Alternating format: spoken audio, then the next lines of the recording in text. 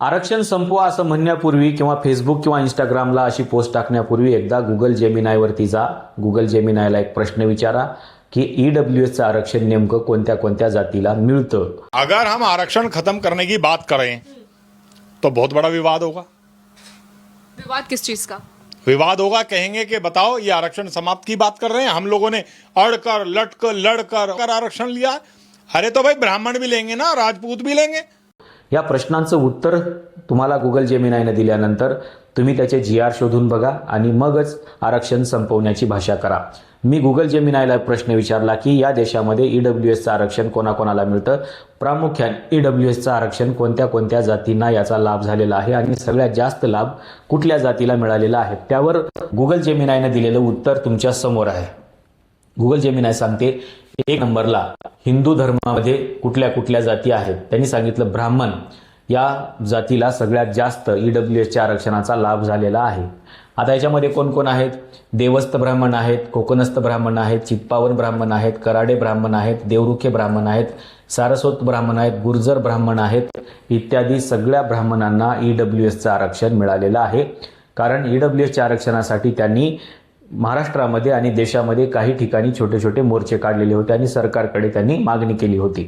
दुसरी जात मराठा, ज्या जातीकडे कुणबी किंवा ओबीसी नोंद ज्यांची नाही या जातीला ईडब्ल्यूएसच्या आरक्षणाचा लाभ मिळतो. आता तिसरी जात क्षत्रिय राजपूत, जे राजपूत आहेत त्यांनी त्याच्यामध्ये ठाकूर राजपूत, सोळंकी राजपूत या सगळ्यांना ईडब्ल्यूएसच्या आरक्षणाचा लाभ मिळतो. त्याच्यानंतर वैश्य, याच्यामध्ये बनिया, मारवाडी, लिंगायत आणि वैश्य या सगळ्यांना या ईडब्ल्यूएसच्या आरक्षणाचा लाभ मिळतो. तिसरं कायस्थ, जसे CKP या कायस्थ ब्राह्मणांना देखील या देशामध्ये आरक्षण मिळतं. आता त्याच्यानंतर अल्पसंख्याक समुदायामधल्या कुठल्या जाती आहेत? याच्यामध्ये मुस्लिम समुदाय आहे जो ओबीसी किंवा VJNT मध्ये येत नाही. उदाहरणार्थ सय्यद, शेख, पठाण, मुघल या सगळ्यांना ईडब्ल्यूएसच्या आरक्षणाचा लाभ मिळतो. त्याच्यानंतर जैन वर्गाला देखील या ईडब्ल्यूएसच्या आरक्षणाचा लाभ मिळतो. त्याच्यानंतर ख्रिश्चन समुदाय, जे समुदाय कुठल्याही कॅटेगरीमध्ये येत नाहीत त्या ख्रिश्चन समुदायातल्या लोकांना देखील ईडब्ल्यूएसचं आरक्षण मिळतं. त्याच्यानंतर पारशी आणि शीख हे 2 समुदाय आहेत, त्यांना देखील ईडब्ल्यूएसच्या आरक्षणाचा लाभ मिळतो. आता मग SC, ST, OBC यांचं ठीक आहे, त्यांना आरक्षण आहे. आता त्यांचं आरक्षण संपवा असं म्हटलं जाते आणि टोटलच आरक्षण संपवा असं देखील बोललं जातं आहे. मग हे टोटल जर आरक्षण संपवलं तर या ब्राह्मण समाजाला मिळणारं देवस्थ, कोकणस्थ, चित्पावन, काडे, देवरुखे, सारस्वत, गुर्जर ब्राह्मण यांचं देखील आरक्षण संपुष्टात येईल. मराठा समाजाला मिळणारं आरक्षण, क्षत्रिय राजपूत समाजाला, वैश्य, बनिया, मारवाडी, लिंगायत, कायस्थ, मुस्लिम, जैन, शीख, ख्रिश्चन, पारशी, शीख या सगळ्यांना मिळणारं आरक्षण संपुष्टात येईल. पण हे विचारच करत नाहीत यांची पोरं आणि डायरेक्टली पोरं फेसबुकवर ग्रुप तयार करायला लागलेत आरक्षण संपवा. अरे भाऊ, तुम्हीच आरक्षणामध्ये येता आणि आत्ता कुठे तुम्हाला मिळालंय? म्हणजे 2019 मध्ये आरक्षण मिळालं आणि 2026 मध्ये तुम्ही आरक्षण संपवायचं म्हणताय. आता अनेक ब्राह्मण समाजातल्या लोकांनी याला विरोध केलेला आहे आरक्षण संपवायला, ही गोष्ट लक्षात घ्या. आणि त्याच्यामुळं ब्राह्मण समाजाचं म्हणणं असं आहे की आता तर कुठे आम्हाला मिळाले, आता तर कुठे आम्ही मिळवले आणि तुम्ही लगेच संपवायला निघालेले आहात. त्याच्यामुळं आरक्षण संपवण्याचा पहिला फटका जर कोणाला बसत असेल तर 2019 मध्ये ज्यांनी आरक्षण मिळवलं त्यांना याचा पहिला फटका बसतोय आणि म्हणून त्यांचाच याला विरोध आहे. त्याच्यामुळे SC, ST, OBCनी याला विरोध करण्याची आवश्यकता नाही, कारण हे सगळे भाऊ आता आपल्यासोबत आलेत आरक्षणामध्ये. त्याच्यामुळे ब्राह्मण समाजाचा प्रामुख्याने आरक्षण संपवायला विरोध आहे, ही गोष्ट लक्षात घ्या. कारण त्यांना आता कुठे मिळालेलं आहे आणि जर आता हे आरक्षण संपवलं तर मग काय एवढा लढा लढून काय उपयोगाचा? एवढं केंद्रात सरकार आणलं, राज्यात सरकार आणलं, आरक्षणासाठी निवेदनं दिले, इंदिरा साहनी खटल्याला बाजूला सारलं गेलं. म्हणजे जिथं इंदिरा साहनी खटल्याने सांगितलं होतं की 50% आरक्षणाची मर्यादा ओलांडता येत नाही, ही मर्यादा ओलांडली गेली आणि 10% आरक्षण दिलं गेलं आणि त्याच्यामुळे 50% आरक्षणाची मर्यादा ओलांडून जवळपास 62% आरक्षण आपल्या देशामध्ये झालं. आता एवढी मेहनत घेऊन आत्ता पोरं म्हणतायत हे की आरक्षण संपवायला पाहिजे. म्हणजे राज्यघटनेमधले सगळे नियम जे होते किंवा सामाजिक आणि शैक्षणिक मागासलेपणा असेल तरच आरक्षण मिळणार होतं, हे बाजूला केलं गेलं. भारतीय संविधानामध्ये 3 दुरुस्ती केली गेली. आर्टिकल 15, आर्टिकल 16 मध्ये उपकलम 6 जोडले गेले, 15 मध्ये 6, 16 मध्ये 6 जोडलं गेलं आणि हे आरक्षण घटनात्मक करून घेतलं.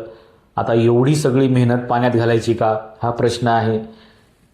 त्याच्यामुळं आरक्षणाच्या विरोधामध्ये जाणारे किंवा आरक्षण संपवा असं म्हणणाऱ्या लोकांनी याच्यावरती किमान एकदा विचार केला पाहिजे की एवढी मेहनत घेऊन ब्राह्मण समाजाने आत्ता कुठे आरक्षण मिळालं, त्यांनी एवढ्या जातींना त्याचा लाभ होतो आहे आणि तेच आता पोरं म्हणायला लागलेली आहेत की आरक्षण संपवा. याचा फटका नेमका कोणाला बसणार आहे? सुरुवातीला त्याचा फटका EWSच्या आरक्षणाला बसणार आहे, म्हणजेच ब्राह्मण समाजाला याचा फटका बसणार आहे. त्याच्यामुळं ब्राह्मण समाज याला कडाडून विरोध करतो आहे. आरक्षण आता संपवायचं नाही असं त्यांचं म्हणणं आहे आणि पोरं म्हणतायत संपवलं पाहिजे. त्याच्यामुळं पुन्हा एकदा गुगल जेमिनायवरती जा, गुगल जेमिनायला ओपन करा. कुठले संदर्भ ग्रंथ, राज्यघटना, काही GR वाचावे वाटत नसतील, कायदे वाचावे वाटत नसतील तर सरळ सरळ गुगल जेमिनायवरती जा, तिथे प्रश्न विचारा आणि गुगल जेमिनायला सांगा की EWSच्या आरक्षणाचा लाभ कोणकोणत्या जातींना मिळतो आणि EWS मधल्या कोणत्या कोणत्या जाती अशा आहेत ज्यांना आरक्षण संपवावं वाटतं असं विचारा त्याला. ते सांगेल बरोबर हिशोबानं तुम्हाला तुमच्या पद्धतीनं की अरे भाऊ तुम्हालाच आरक्षण मिळतं, त्याच्यामुळे तुम्ही काही आरक्षणाच्या आंदोलनामध्ये जाऊ नका आणि आरक्षणाच्या विरोधामध्ये आरक्षण संपवा अशी काही पोस्ट करू नका. आणि फेसबुक आणि इंस्टाग्रामवरती लिहिण्यापूर्वी तुम्ही एकदा मला विचारा, म्हणजे गुगल जेमिनायला विचारा असं ते म्हणू शकतं आणि त्याचं तरी किमान ऐका, कारण ते तुमच्या GNGच्या हातामधला सगळ्यात चांगला आणि प्रॉपर रेफरन्स आहे ज्याच्यावरती तुमचा विश्वास आहे. त्याच्यामुळे त्याला विचारा एकदा आणि हे सगळं रिवाईज करा आणि मग त्याच्यावरती आरक्षण संपवायचं आहे की नाही याची चर्चा करा. विनाकारण कुठल्याही पोस्ट टाकत बसू नका. फेसबुक आणि इंस्टाग्रामवरती तुमचे जर असे काही ग्रुप असतील आरक्षण संपवण्याचे तर ते डिलीट करा, कारण ते सगळे ग्रुप हे तुमच्याच विरोधामधले आहेत, बाकीच्यांना इथला कुठलाही त्रास नाही. त्याच्यामुळं तुम्ही एकदा विचार करा की नेमकं आरक्षण संपवायचं आहे का आणि संपवायचं तर कोणाचं संपवायचं. इथे SC ST OBC EWS या सगळ्यांचं आरक्षण आहे. त्याच्यामुळं तुम्ही पुन्हा पुन्हा विचार करा. हे मी तुम्हाला का सांगतो आहे, कारण याच्यामध्ये फसवणूक मात्र तुमचीच होणार आहे. पण याच्यामधला ब्राह्मण समाज मात्र सावध झालेला आहे आणि त्यांनी आरक्षण संपवण्याची भाषा तो सध्या तरी करणार नाही, कारण त्यांना अनेक वर्षानंतर आता आरक्षण मिळालेलं आहे. तुमचं नेमकं मत याबद्दल काय आहे सांगायला विसरू नका. नेमकं हे आरक्षण संपवणं म्हणणारे लोक कोण आहेत, ते कुठल्या कॅटेगरीमध्ये येतात, सगळेच जर आरक्षणामध्ये येतात तर मग संपवा असं कोण म्हणते हे सांगायला विसरू नका.